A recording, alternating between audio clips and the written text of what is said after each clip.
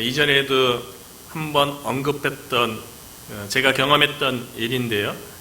제가 신학대학원 처음 들어갔을 때 기숙사에서 함께 생활했던 전도사님 중에 한 분이 경기도 구리시에서 아버지가 목사님이세요. 장로교, 가장 큰 장로교회를 목회하시는 분의 아들이었는데요. 30대 중반에 신학하기 위해서 신학교에 온 거예요. 그래서 같이 이제 기숙사 생활을 했는데 그분이 이야기하기를 아버지가 목사니까 모태 신앙이죠. 그리고 부모님의 기도와 또 교회가 또 가장 큰 1000명 넘는 대형 교회였기 때문에 많은 성도들의 관심과 또 기도 가운데 성장했겠죠. 그런데 그분이 그런 얘기를 하는 거예요. 30대 중반까지 교회를 되게 열심히 다녔대요. 교회에서 활동도 많이 했고요. 그리고 중고등부, 청년부 다 회장을 했고요. 그리고 이분이 또 음악을 잘해요. 또 형님도 목사님인데 성님은 또 음악을 전공하시기도 했고 또 음악도 되게 잘하고 악기도 잘 다루고 그래서 주일이면 교회 온갖 일을 다 하는 거예요. 그래서 청년부 찬양팀도 하고 성가대도 하고 주일학교도 하고 여러 가지 교회에 있는 또 여러 가지 행사 있고 그러면 다 적극적으로 참여하고 그런데 30대 중반에 하나님을 만났다는 거예요. 예수 그리스도를 인격적으로 마음에 받아들이고 그 영적인 세계 하나님께서 주시는 그 영적인 그 생명과 은혜에 대해서 30대 중반에 처음으로 깨달았대요. 그리고 예수 그리스도를 통해서 하나님의 사랑과 은혜를 체험하면서 그것이 너무 기뻐갖고 이전에도 교회에서 여러 가지 활동을 했지만 예수 그리스도를 인격적으로 안 이후에 교회에서 하는 모든 일들이 그전에는 아버지가 목사하고 또 주변에 시선도 있고 그러니까 나름대로 열심히 했죠. 그러나 신앙생활이라기보다는 열심히 종교생활을 한 거죠. 그 종교생활 가운데도 나름대로 열심히 하면 만족은 있었을 거예요. 그러나 마음 깊숙한 곳에 그 영혼의 잠잠한 그 평안은 없는 거죠. 우리들도 마찬가지 아니겠어요? 종교생활 열심히 해서 나름대로 인정받고 그러면 만족은 있을 수 있는데 참된 마음의 평안과 참된 그 마음의 그 풍요로움에 대해서는 그 예수 그리스도를 통해서만 경험되어지는 것 아니겠어요? 그분이 예수를 알고 이제 그렇게 헌신하고 이제 목회자가 되었는데요. 오늘 본문에 보면 유대 종교자들의 관심은 뭐냐면 겉으로 드러나는 종교적 행위에 대해서 그거를 통해서 하나님 앞에 열심히 신앙생활하는 것처럼 자신의 의의를 드러내려고 하는 그런 모습들이 있었던 거예요.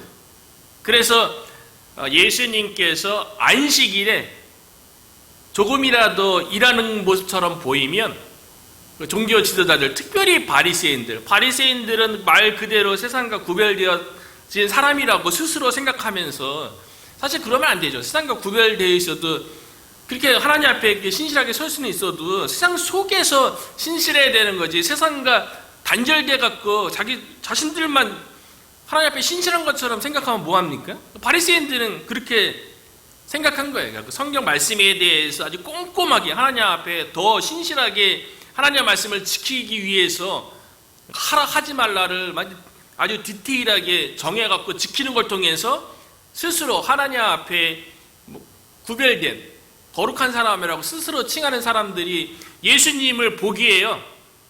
안식일에 보니까 예수님께서 일하는 것처럼 보이는 거예요. 왜냐하면 마가복음 1장에 보니까 예수님께서 안식일에 회당에 가셔서 그 당시에 말씀을 읽고 또 가르치고 그곳에서 기도도 하고 예배 행위가 있었기 때문에 예수님은 안식일을 지켜야죠. 예수님도요. 그래서 안식일에 들어가서 하나님의 말씀을 가르치시고 그 회당 안에 누가 있었냐면 그 귀신 들린 사람이 있었던 거예요. 그 귀신 들린 사람을 쫓아냈죠. 고쳤어요. 그런 예수님을 바리새인들이 바라봤을 때요. 안식일은 율법에 의하면 출애굽기 20장이든 신명기 5장이든 거기에 보면은 안식일을 어떻게 지키라고 기록되어져 있냐면 6일 동안은 힘써 일하지만 제7일에는 아무 일도 하지 말라 이렇게 기록되어 있거든요. 아무 일도 하지 말라. 요거에 이제 눈에 보이는 것, 눈에 드러나는 것, 행위적인 것에 바리새인들은 집중하고 그걸 지키는 것으로 구별됐다고 생각하는 거죠. 그런데 그 구절 가운데 보면 그렇게 6일 동안 힘써 일하고 제7일에 아무 일도 하지 말라고 말씀하신 이유는 창조주 하나님을 기억하기 위함이거든요. 애굽에서 구원하신 구속주 하나님을 기억하기 위함이에요. 그러니까 하나님과 교제하기 위해서 아무 일도 하지 말라는 거죠. 그런데 바리새인들은 하나님과의 만남, 이거보다도 종교 행위에 더 집착하는 거죠. 그거를 통해서 하나님 앞에 더 거룩하고 구별되는 것처럼 그렇게 생각하는데 예수님은 안식일에 귀신 들린 자를 고치는 거야. 거기다가 안식일에 보니까 지난주 살펴봤죠. 예수님께서 아마 해당에 가서 말씀을 또 가르치고 예배도 드렸을 거예요. 그리고 그 이후에 어디로 이동하는 가운데 제자들이 밀밭 사이에서 이삭을 잘라서 먹는 모습을 보고 바리새인들이 비난했죠. 이삭을 자르는 행위는 추수하는 행위로 간주되어져서 안식일에 일했다는 거예요. 그러니까 예수님께서 그 바리새인들을 향해서 뭐라고 얘기했습니까? 인자는 안식일에도 주인이니라. 사람이 안식을 위해서 있는 게 아니고 안식을 위해서 있는 게 아니고 안식일이 사람을 위해서 있는 거다. 그렇게 대답하니까요. 그 바리새인들의 마음속에 그런 예수님에 대해서 시기하는 마음이 생긴 거예요. 시비하는 마음이 생긴 거예요. 어쩌면 그 종교 지도자들은 그 자기 종교를 통해서 지도자 위치에 있기 때문에 어쩌면 자신들이 가지고 있는 권세, 누리고 이런 것들을 어쩌면 예수님 때문에 방해받는다고 생각한 것 같아요. 그래서 바리새인들이 예수님을 싫어한다는 걸 예수님은 아세요. 예수님은 하나님이시니까 바리새인들의 예수님에 대해서 미워하는 마음 충분히 알겠죠. 그런데 예수님께서 안식일에 다시 회당을 찾는 거예요. 그래서 1절에 보면 예수께서 다시 회당에 들어가시니 한쪽 손 마른 사람이 거기 있는지라. 예수님이 일부러 가신 거예요. 다시 회당에 들어가시니. 이전에는 이제 귀신 들린 자를 고쳤다면요. 오늘 본문에서는 그 회당 안에 손 마른 사람이 거기 있는지라. 안식일이에요. 손 마른 사람에게 안식이 있습니까? 손 마르다는 건 손이 뒤틀렸다는 거예요. 누가 보더라도 손이 이게 쪼그라들어서 정상적이지 않고 불편해서 어떤 일을 하더라도 불편한 그런 몸을 가지고 있는 이 사람이 그 당시에 일상적인 농사라든가 목축업하는데 얼마나 어려움을 겪겠어요. 신체 자체가 손이 마른 것으로 인해서 이 사람 마음 가운데 무슨 안식이 있습니까? 무슨 평안이 있어요? 아니 안식일에 회당에 가서 예배 드린다고 손 마른 상태에 있는 이 사람에게 그 안식일에 가서 그 안식일 아무 일 안 한 게 손 마른 사람에게 무슨 안식을 가져다 주는 겁니까? 아니죠. 그 종교적인 행위가 무슨 안식을 가져다 주냐는 거예요. 그런데 바리새인들은요. 예수님께서 회당에 무슨 일을 하는가. 그래서 예수님을 그 당시에 종교 지도자들의 재판을 담당하는 산헤드린 공회의에 고발하려고 그 예수님이 안식일에 대해서 자꾸만 거부하고 안식일이 본인이 주인이라고 얘기하니까 신성 모독죄로 고발해서 처형하려고 악한 마음을 가지고 바리새인들이 예수님을 바라보고 있죠. 그게 2절이에요. 사람들이 예수를 고발하려 하여 마음속에 이미 예수님에 대해서 저렇게 행동하는 게 맞는가? 안식일에 저렇게 행동하는 게 뭐 귀신 쫓고 내가 주인이다, 제자들은 막 밀 이삭 까먹고 이런 것들이 안식일 제대로 지킨 건가? 저런 사람들의 잘못된 행위에 대해서 어떻게든 고쳐줘야겠다. 그래, 악의적인 마음이 있었던 거지. 고발하려고 안식일에 그 사람을 고치시는가 주시하고 있거늘. 예수님에 대해 관심 있는 게 아니에요. 예수님께서 안식일에 일하는 모습처럼 행동하면 그 예수님이 누군지에 대해서 궁금해하고 예수님께서 왜 그렇게 행동하는지 좀 알아보고 예수님의 말씀하면 좀 들을 것 같은데 그거에 대해서 관심 있는 게 아니에요. 바리새인들은 자신들은 옳은 거예요. 자신들은 의로운 거예요. 자신들의 생각으로 예수님을 시험하는 거죠. 시험하는 거죠. 그러고 보면 한쪽 손 마른 사람은요, 오늘 본문에만 회당에 나왔던 게 아니고 이전에도 안식일을 되면 회당에 나왔던 사람인 거예요.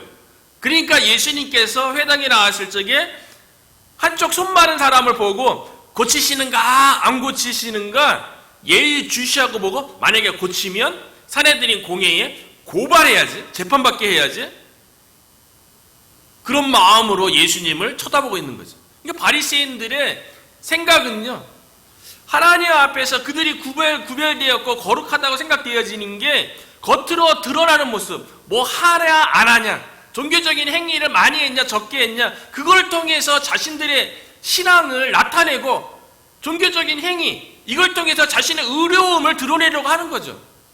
그런 마음을 아시는 예수님께서요, 과감하게 행동하는데 3절에 보니까요, 예수께서 손 마른 사람에게 이르시되, 고발하려고 지금 예의주시하고 있어요. 사람들이요.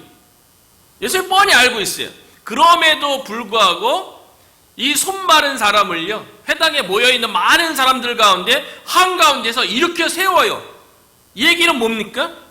다 예의주시해서 손 마른 사람 보라는 거예요. 그리고 4절에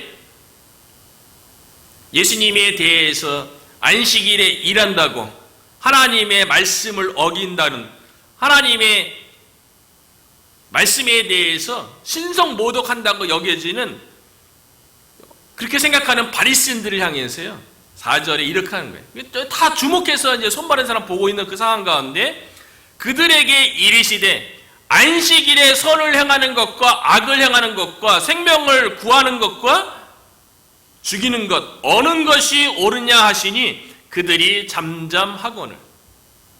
바리새인들은 예수님께서 손 마른 자를 고치는가 안 고치는가 행위에 집중하고 있는데요, 예수님은 그런 바리새인들 향해서 하나님의 마음은 어디 있냐는 거예요. 하나님께서 안식일을 통해서 오늘날에도 주일날 많은 사람들이 교회에 다니잖아요. 그 주일 예배를 참석하고 그 영적 안식일을 주일날 다 지키는 거죠. 근데 하나님께서 그 안식일을 주시고 주일을 지키게 하신 그 목적이 뭐냐는 거예요. 선을 행하는 것, 생명을 구하는 것. 선은 하나님의 성품이에요. 하나님께서 행하시는 모든 일들은 선이에요. 그리고 모든 생명은 하나님으로부터 온 거예요. 하나님은 생명이 구원받기를 원하죠. 생명의 근원이 하나님인데 생명을 구하는 것과 죽이는 것, 하나님은 생명을 얻기를 원하죠. 그 어느 것이 옳으냐, 이렇게 예수님께서 바리새인들에게 질문을 던진 거는요, 안식일에 손 마른 자를 고치는 이 행위에 대해서 이것이 하나님의 마음은 어디에 있다고 생각하느냐, 이렇게 묻는 거예요. 사실 바리새인들은 안식일을 지키는 데 집중하지 안식일을 만드신 하나님에게 집중 안 하는 거예요.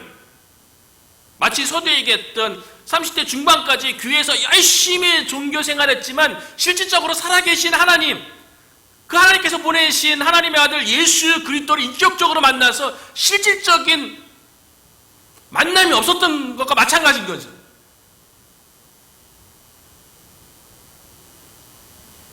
예수님께서 하나님의 마음이, 안식일을 만드신 하나님의 마음이 어디 있느냐고 그렇게 질문하는데요. 안타까운 사실은 예수님께서 말씀했잖아요. 그런데 그것을 듣고 있는, 지금 회당에 많은 사람들이 지금 예수님이 안식일에 이 손 마른 자를 고치는가 안 고치는가에 대해서 말씀한 것에 대해서 많은 사람이 지금 듣고 있어요. 그런데 5절에 보니까요, 그들이 마음이 완악함을 탄식하고, 예수님은 알았어요. 마음이 완악한 거예요. 마음이 완악하면요, 예수님이 아무리 말씀을 하더라도, 아무리 하나님의 마음에 대해서 얘기하고 하나님의 계획에 대해서 얘기해도 들려지지 않는 거예요. 마음이 완악하다는 말이 무엇입니까? 마음이 강팍한 거예요. 바리새인들은 왜 마음이 강팍해졌을까요? 그들의 마음속에 실제로는 하나님께 구별되어져서 더 나은 거룩한 삶을 살기를 원했지만, 시간이 지나면서 그렇게 세상으로부터 구별되고자 했던 그것이 세상 속에서 그것이 기득권이 되는 거예요. 그것이 세상에서 인정받고 드높여지는 행위가 된 거예요. 그거를 유지하고 싶은 거예요. 하나님과의 만남, 이거보다도 내가 지금 누리고 있는 종교적인 특권, 이걸 누리는 게 좋은 거예요. 그 예수님이 안식일에 고치고 일하는 것처럼 보이는 것에 대해서 시기하는 마음을 갖는 것도 그 예수님 때문에 종교 지도자들의 자신이 누리는 이 특권이 이뤄질까봐, 그래서 미워하는 거죠. 그것이 마음을 완악하게 만들고요, 마음을 굳게 만들어서 예수님이 말씀하는데 그 말씀이 들리지가 않는 거예요. 받아들이지 않는 거예요. 그러니까 그런 완악한 마음을 보고 예수님께서 탄식했다는 거예요. 우리 스스로도 신앙생활이 오래다 보면요, 마음이 굳어질 때가 있어요. 완악해질 때가 있어요. 우리는 언제 우리의 마음이 굳어지고 완악합니까? 우리는 일상적인 용어로 그런 상태를 마음이 건조하다, 마음이 드라이하다, 그런 말을 하죠. 예배를 드려도, 기도를 해도, 찬송을 해도 영적인 어떤 감흥도 없는 거예요. 그래서 그냥 귀에 들리니까 들리고 종교 행위하니까 하는 거지, 그 가운데 어떤 기쁨도 없고 즐거움도 없고 어떤 영적인 충만함도 없고 마음이 완악해지는 거죠. 그 완악해지는 게 결국에는 여러 가지 이유가 있지만 죄 때문에 완악해지기도 하고요, 어쩌면 세상의 소리 때문에 완악해지기도 하고요, 어쩌면 우리의 영적인 게으름과 나태함 때문에 우리의 마음의 밭이 길가밭이 되어서 완악한 거죠. 굳어진 거죠. 오늘날 그런 사람을 보고 예수님께서는 어떻게 하신다고요? 탄식하여 그들을 향해서 노하시는, 우리의 마음이 완악해지지도 않도록, 참 굳어지지 않도록 우리가 영적인 부지런함이 있어야 되죠. 우리의 마음을 깨부셔야죠. 우리의 마음의 밭을 기경해야죠. 자꾸만 갈아 엎어야죠. 그래서 말씀이 들어왔을 때 말씀이 깨달아지고 열매 맺는 거 아니겠어요? 바리새인들의 완악한 마음을 보고 예수님께 탄식하시고 노하시고요, 안 받아들이는데 어떻게 하겠어요? 바리새인들의 그 시기하는 마음, 그 마음에 대해서 어쩔 수 없죠. 열매 못 맺는 건 어쩔 수 없고요. 그들이 보는 가운데 예수님께서 손 마른 자를 이렇게 세웠잖아요. 그에게 이렇게 얘기하는 거예요. 내 손을 내밀라 하시니 내밀매 그 손이 회복되었더라. 예수님께서 한쪽 손 마른 사람을 향해서요, 말씀이 주어졌어요. 내 손을 내밀라. 예수님에게 초청을 하는 거죠. 예수님께 나오도록 오늘 새벽에도 말했지 않았습니까? 예수님은 우리를 수없이 초청을 해요. 우리 가운데, 세상 가운데, 우리도 복음을 전하는 것도 초청하는 행위죠. 예수님께 나오라고. 그런데 그 초청에 대해서 받아들이냐 거부하느냐는 그 사람에게 달려있는 거예요. 그 사람 의지에 달려있는 거예요. 그런데 한쪽 손 마른 사람은 어떻게 했습니까? 예수님께서 내 손을 내밀라 이렇게 명령하니까 내밀매, 의지적 결단으로 믿음으로 한쪽 손 마른 그 뒤틀린 그 모양을 가지고 믿음으로 내미는 거죠. 예수님이 말씀하니까, 예수님이 말씀하니까 내밀었다고 해서 그것이 회복되어지고 나을지 그걸 어떻게 합니까? 그런데 예수님이 그동안에 말씀을 가르치시고 병자들을 고치시는 모습을 보니까 한쪽 손 마른 자가 이전에 회당에서는 귀신도 쫓았던 예수님 아니겠어요? 그러니까 믿음으로 내밀었어요. 어쩌면 우리들의 삶 가운데도 한쪽 손 마른 것처럼 우리 자신을 부자연스럽게 하고 우리가 온전하지 못하게 하는 것들이 있을 수 있어요. 근데 예수님의 초청에 우리도 믿음으로 내밀 때 어떤 역사가 나타납니까? 그 손이 회복되었더라. 우리들도 예수님께 내밀어야 돼요. 한쪽 손 마른 것 같은, 어쩌면 우리 교회에 한쪽 손 마른 것 같은 우리의 교회에 부족함이 있죠. 우리 각자의 가정에 부족함이 있죠. 그것을 예수님께 내밀어야죠. 내밀지 않고 있으면 아무 일도 안 일어나는 거예요. 내밀매 그 손이 회복되었더라. 우리의 부자연스럽고 연약한 모습을 하나님께 내어 밀어서 그 손이 회복되었다라는 이 은혜의 역사가 저 여러분 가운데 우리 교회 가운데 나타나기를 주의 이름으로 축원합니다. 한 손 마른 자가 회복되었어요. 뒤틀리고 그랬던 그 손이 정상으로 만들어졌어요. 그러면 그 예수님이 말씀하신 고치는가 안 고치는가를 시비 걸려고 바라봤던 바리새인들, 예수님이 말씀했잖아요. 선을 행하는 것, 생명을 구하는 것, 이것이 하나님의 마음이라는 걸 얘기했으면 실제로 그 말씀이 성취되어져서 한 손 마른 사람이 회복되었다면 그 바리새인들과 또 사람들이라 그래 보니까 그 바리새인들의 그 가르침에 동조하는 사람들도 많이 있었던 것 같아요. 회당 안에. 그러면 그 사람들이 예수님에게 더 집중해야죠. 예수님이 누구신가? 누구시기에 손 마른 자를 회복시키고 온전하게 하는가? 예수님에게 집중해야죠. 그런데 바리새인들은요, 어떻게 했냐면요, 오히려 더 증오하는 마음이 더 깊어지는 거예요. 그러니까 마음이 완악해지면요, 완악한 사람은 점점 더 완악해지는 거예요. 자기가 옳다는 것을 더 나타내기 위해서 더 이제 증오하는 거죠. 뭐 그런 거 아니겠어요? 뭐 세상 사람들 간의 관계 속에서 이해관계 때문에 서로 다투게 되면 잘못된 사람은요, 자기가 말하고 그러는 것이 잘못된다고 뻔히 알아. 본인도 알아. 그런데 끝까지 자기 잘못된 것을 더 잘못되지 않았다고 얘기하는 것은 자기를 변호하려고, 자기를 방어하려고 그런 거 아니겠어요? 그러니까 바리새인들이 자기 자신을 방어하기 위해서 어떻게 하냐면요, 예수님을 죽이려고 하는 거예요. 그래서 6절에 보니까요, 바리새인들이 나가서 기분 나쁘죠. 고치면 일하는 걸로 어떻게 고발하려고 했는데 예수님이 고치긴 고쳤는데 그 고치면서 말씀한 거 보니까 하나님의 뜻인 것 같거든요. 말씀에서 벗어나지 않는 것 같거든요. 그러니까 손 마른 자가 고침받은 다음에 바리새인들이 나가서 곧 헤롯 왕과 함께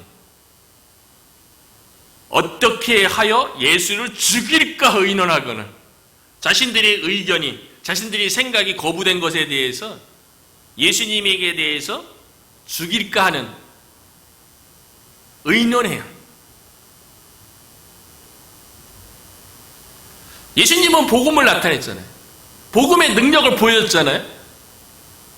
그러나 그 복음에 순종할 것 같은데 오히려 복음에 대해서 더 거부하고 복음 전하는 사람에 대해서 더 악의적인 마음을 가지고 죽일까 하는 이런 바리새인들의 행동이요, 오늘날에도 있을 수 있죠.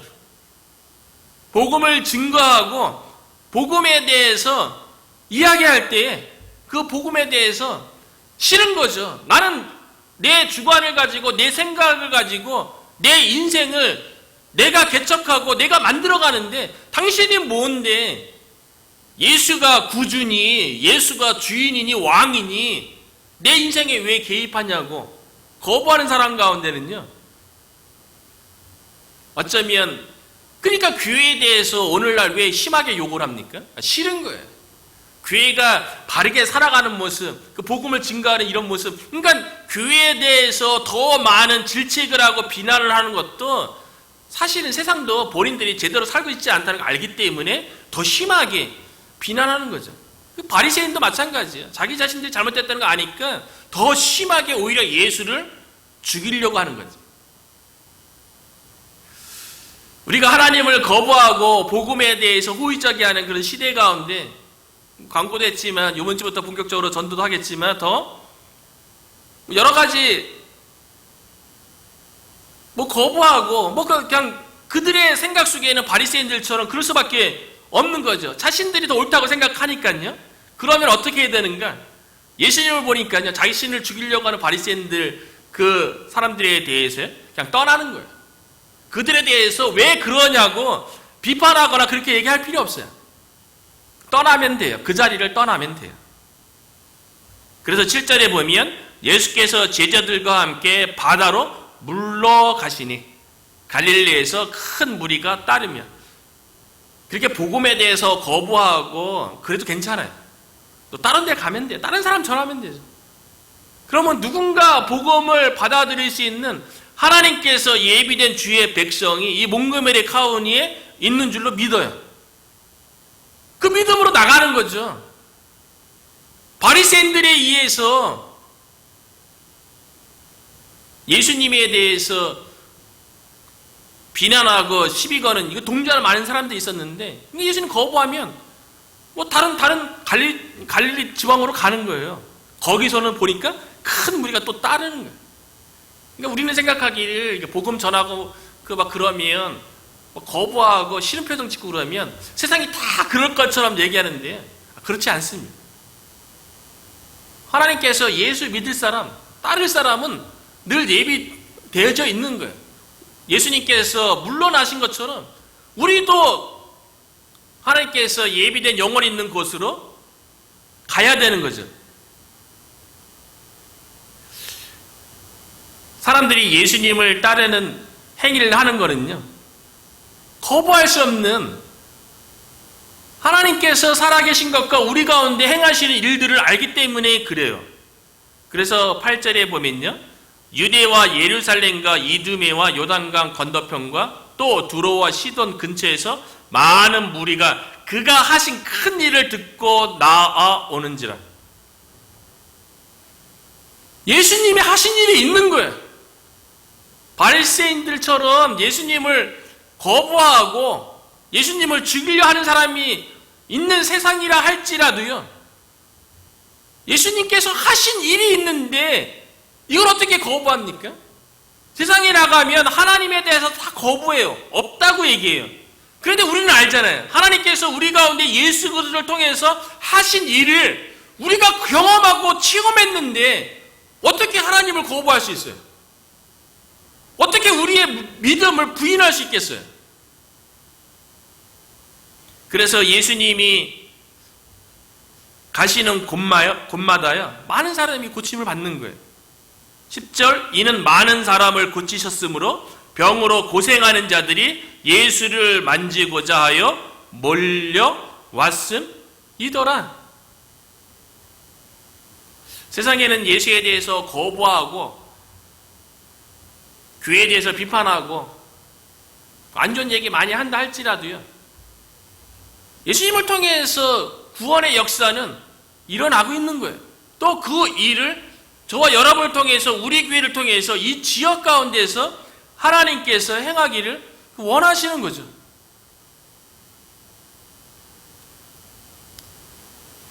예수님이 하나님의 아들이신 거는요, 하나님의 형상대로 지음받은 인간이 아니라 할지라도 악한 영인 사탄 마귀, 하나님에 대해서 대적하고 하나님과 하는 일에 대해서 방해하는 악한 영들의 세력도요, 예수님이 누군지를 아는 거예요. 그래서 11절에 보면 더러운 귀신들도 어느 때든지 예수를 보면 그 앞에 엎드려 부르짖어 이르되 당신은 하나님의 아들이니이다. 악한 영들조차도 예수님이 하나님의 아들이라는 걸 아는데요. 그런데 예수님께서 그렇게 이야기하는 것에 대해서 금지하죠. 말하지 말라고. 왜냐하면 아직 예수님께서 십자가를 지시지 않았기 때문에, 아직 메시아로서 해야 할 일이 있기 때문에 경고하고 말하지 말 것에 대해서 이야기했지만요, 악한 영들, 귀신들조차도 하나님의 아들인 것을 알고 있다고요. 우리가 이번 주부터 또 화창한 날씨, 또 가을을 맞이해서 추수한 그런 계절 아니겠어요? 그래서 하나님 앞에서 열심히 전도할 계획을 가지고 있는데, 아무리 이민사회 속에 예수를 믿고 교회에 나오기 참 힘든, 더더군다나 작은 교회에 나오는 힘든 그런 상황이라 할지라도 그거는 우리의 눈이죠. 우리의 시각이죠. 하나님께서 하시고자 하면, 예수님께서는 손 마른 자도 온전하게 회복시키는 분 아니겠어요? 그 마음을 움직이시고 마음을 인도하시는 분은 하나님이기 때문에 우리를 통하여서 이 지역 가운데 예비된 숨어있는 주의 백성이 주님께로 인도될 줄 믿습니다. 예수님이 안식일을 진정으로 성취하신 분이세요. 예수님께 집중하는 게 중요한 거예요. 안식일에 지키고 이런 게 중요한 게 아니고, 안식일의 참된 의미, 참된 안식을 가지고 오신 예수 그리스도, 그 예수 그리스도를 우리가 누리고 그 예수 그리스도를 통한 안식과 평안을 전하는 일에 저 여러분이 온전히 쓰임받게 되기를 주의 이름으로 축복합니다.